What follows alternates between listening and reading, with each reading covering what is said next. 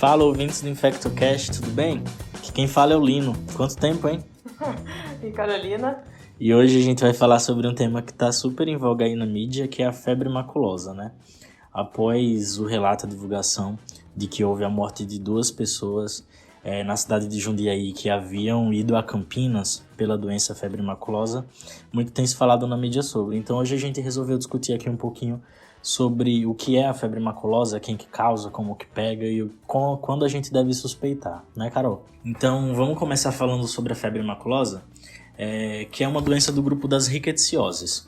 As rickettsioses são um grupo de doenças causadas por bactérias da família Rickettsiaceae. Aqui no Brasil, a gente chama de febre maculosa brasileira, a doença causada pela Rickettsia rickettsiae, Rickettsia rickettsii. E lá nos Estados Unidos é a febre das montanhas rochosas, que eu acho que vocês já devem ter ouvido falar também.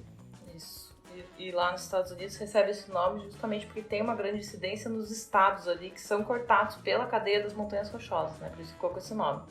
Uhum. É o mesmo agente etiológico, então, que é a Rickettsia rickettsii, né? Que é uma bactéria gram-negativa, que é pode se apresentar na forma de um bacilo curto, né? Ou de um cocobacilo. E ela é descrita pela primeira vez aqui em São Paulo em 1929 no estado de São Paulo, né? E é nessa região que costumam ser a maioria dos casos, na região do Sudeste. Um ou outro caso aí esporádico em alguns outros estados do Brasil, geralmente no Sul. Isso, mas tem casos relatados em todas as regiões do Brasil. O predomínio dos casos são aqui em São Paulo e Minas Gerais. E aí, quando a gente fala de infectologia, a gente sempre traz o contexto de ecoepidemiologia um pouquinho. A Carol falou que a doença foi descrita pela primeira vez aqui na cidade de São Paulo, em 1929. Só que com a expansão, né, das áreas urbanas para áreas mais interioranas, áreas de Mata Atlântica, a doença ela começou a se interiorizar um pouco. Então ela vai ser mais comum, de fato, nas áreas de Planalto de Mata Atlântica, aqui em São Paulo. As principais cidades onde tem mais relato de casos de febre maculosa são o município de Campinas e Piracicaba, os municípios que ficam ali na beira do rio Atibaia.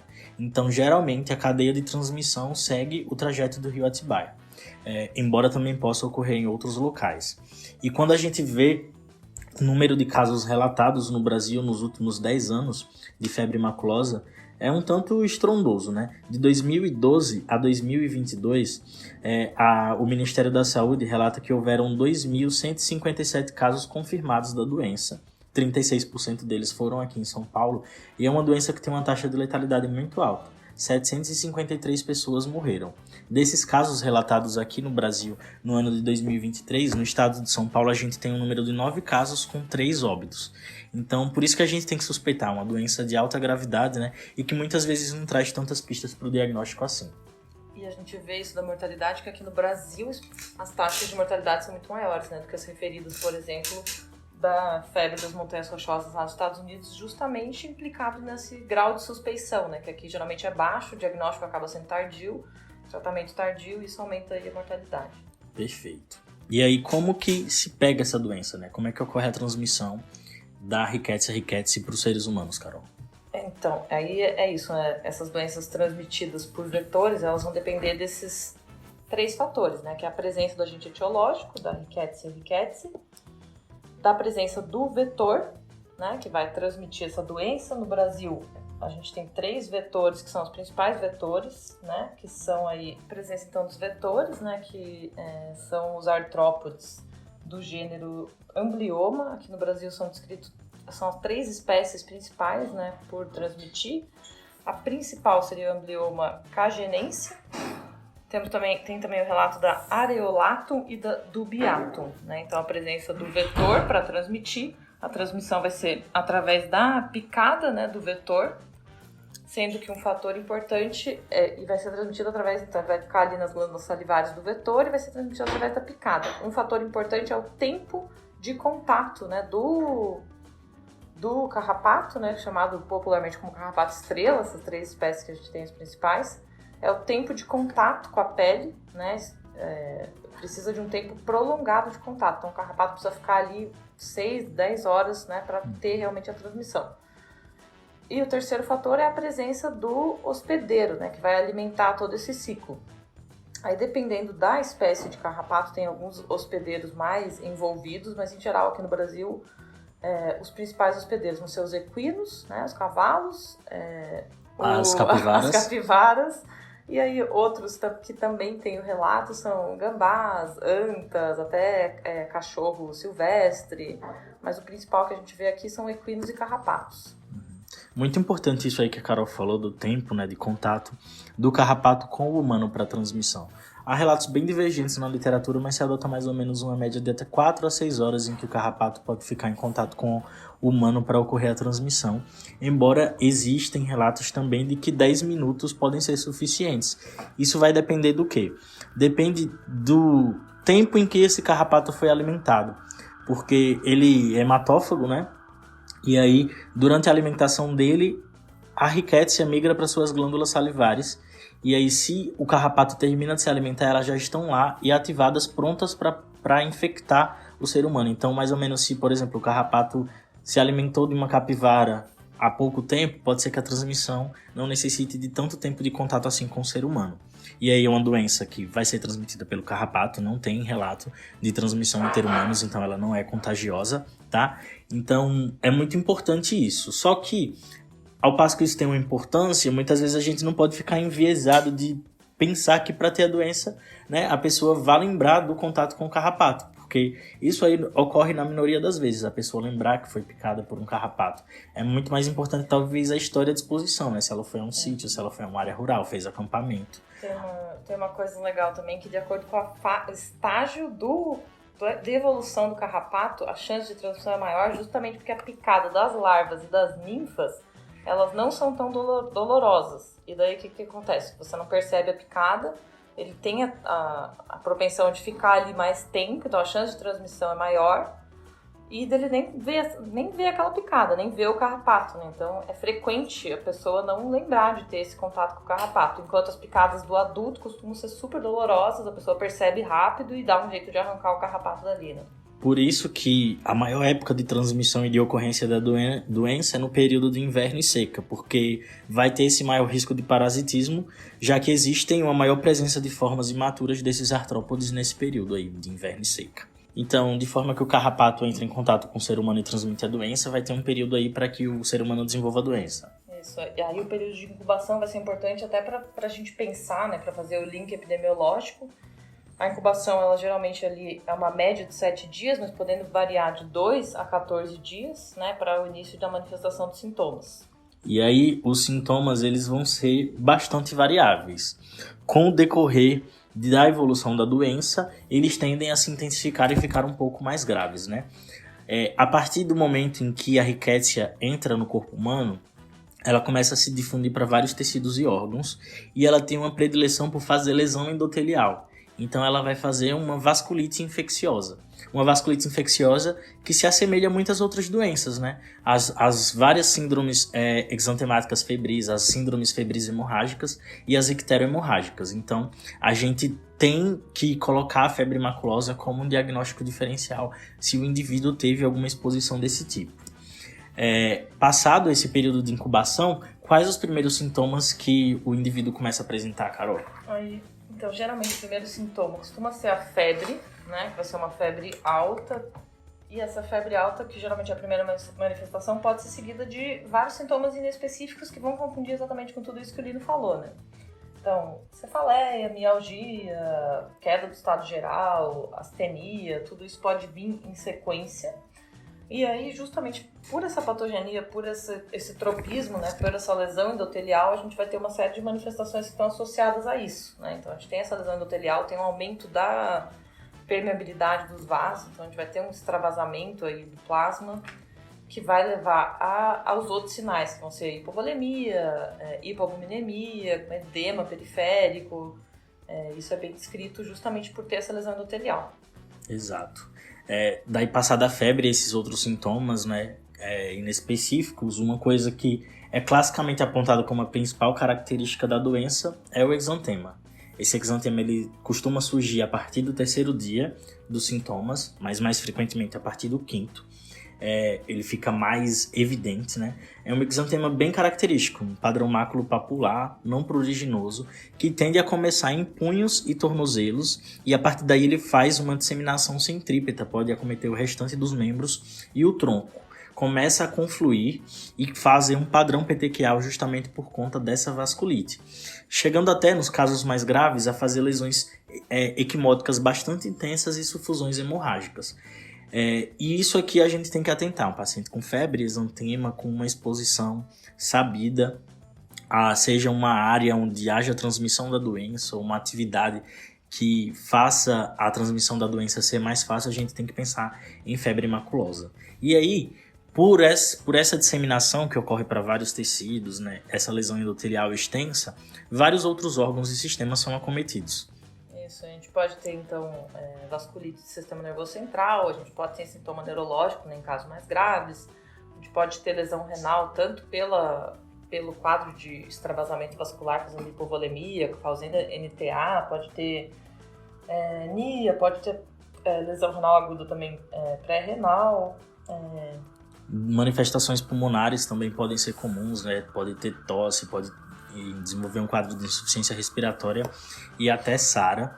E uma outra coisa muito importante aqui é uma elevada frequência de manifestações hemorrágicas, que a gente tem nos pacientes com uma rickettsiose brasileira com a febre maculosa, né? Pode ser gengivorragia, hematúria, epistaxe, até manifestações mais graves como enterorragia e hemoptise.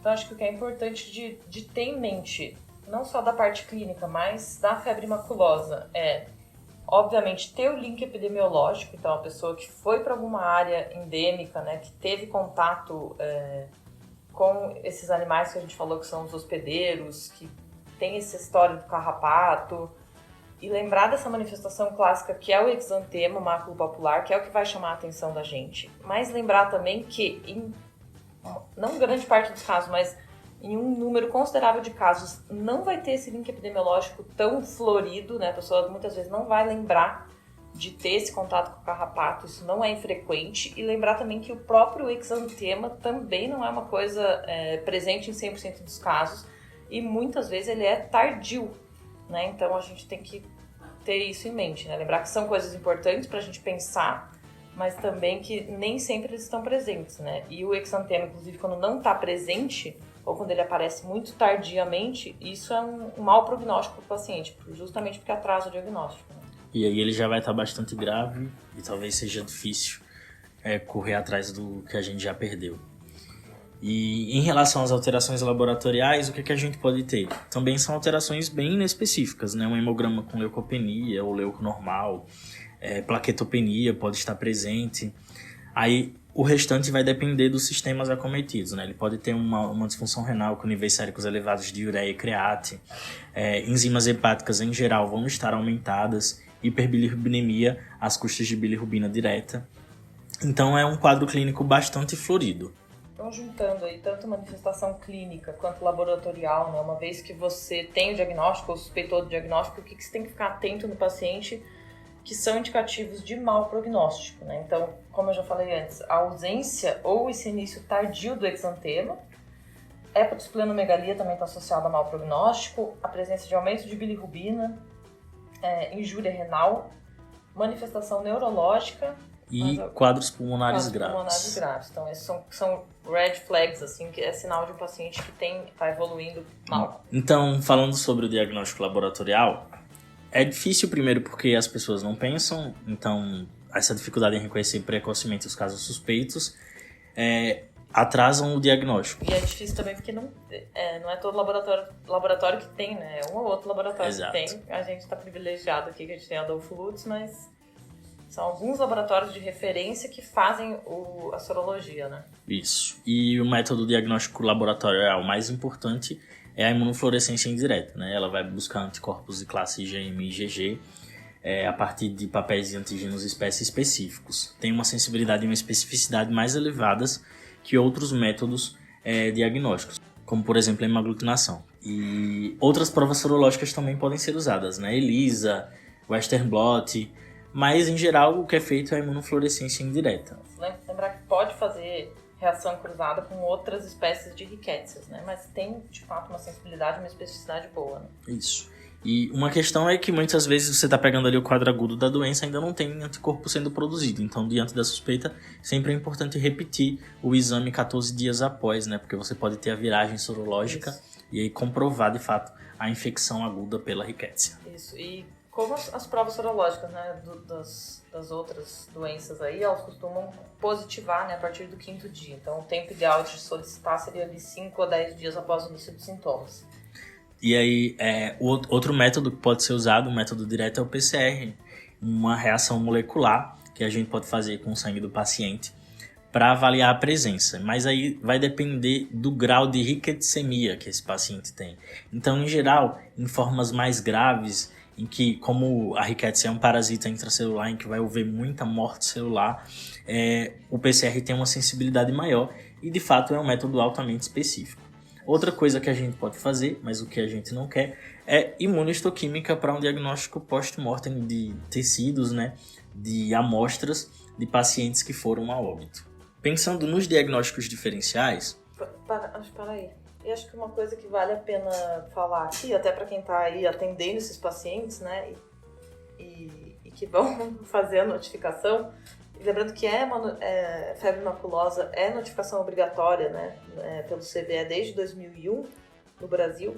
Então, a definição de caso suspeito, como que ela é feita, né? Qualquer indivíduo que tenha febre, cefaleia, mialgia e tenha uma história de picada por carrapato ou tenha frequentado uma área ali sabidamente endêmica, sabidamente que tem a transmissão de febre maculosa nos últimos 15 dias, né, que é o período de incubação.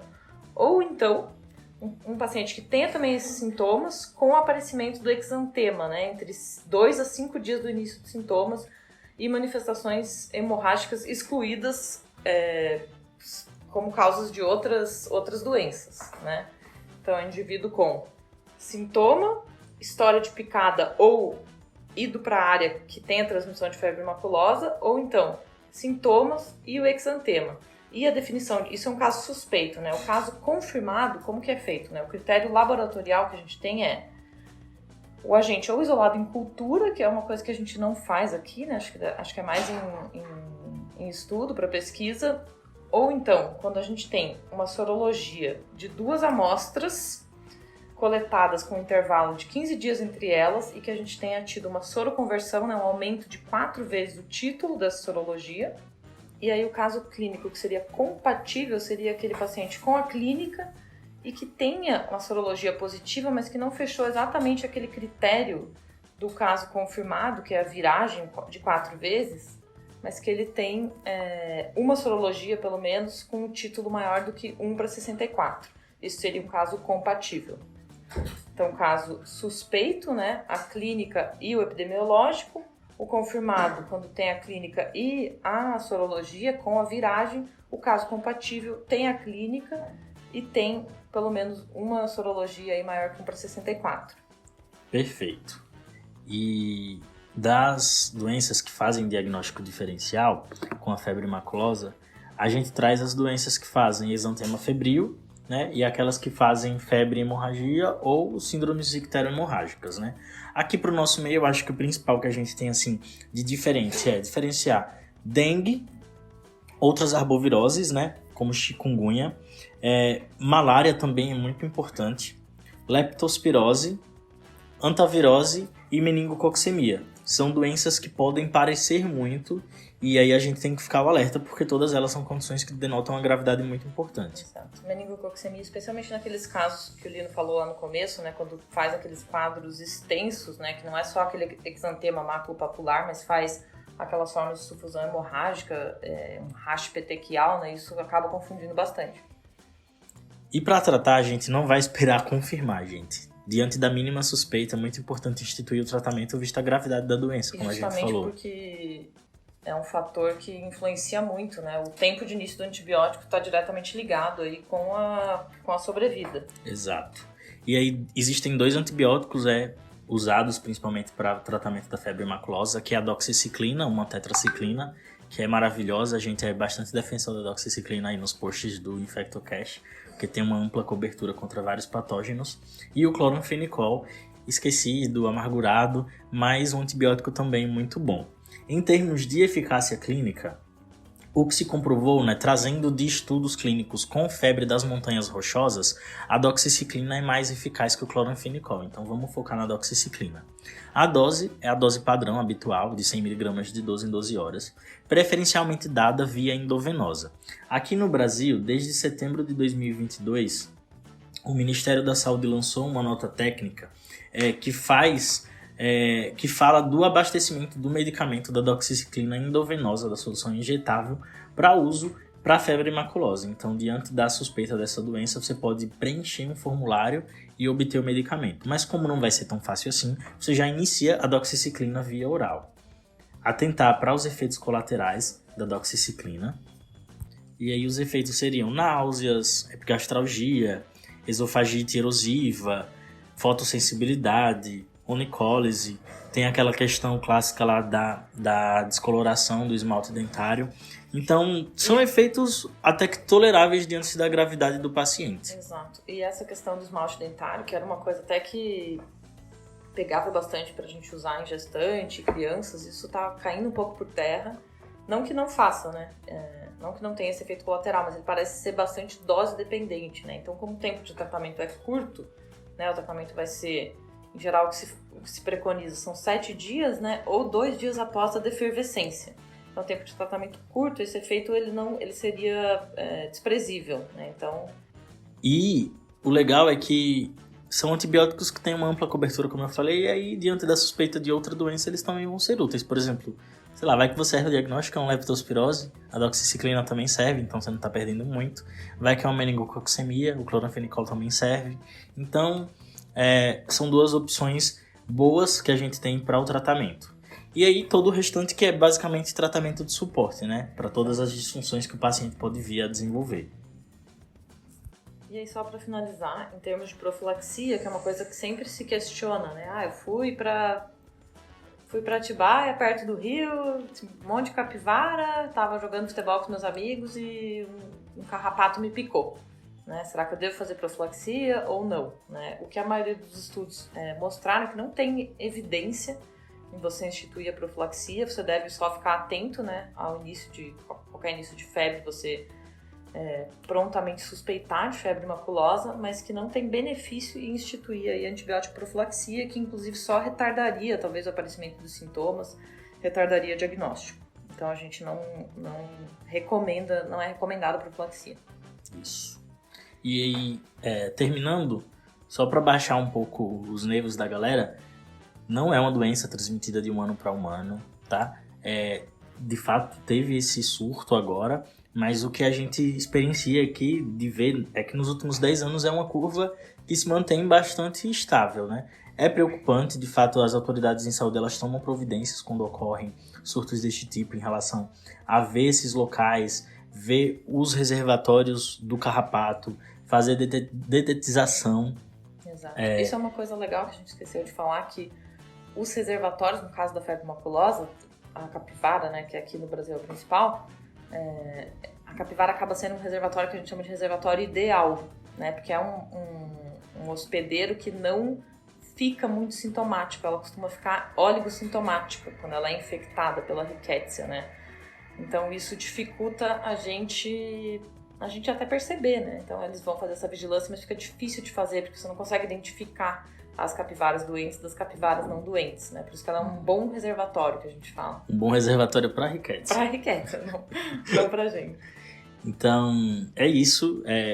Vamos só recapitular aqui. Quem transmite é um carrapato, o carrapato estrela, né? A bactéria que causa é a rickettsia.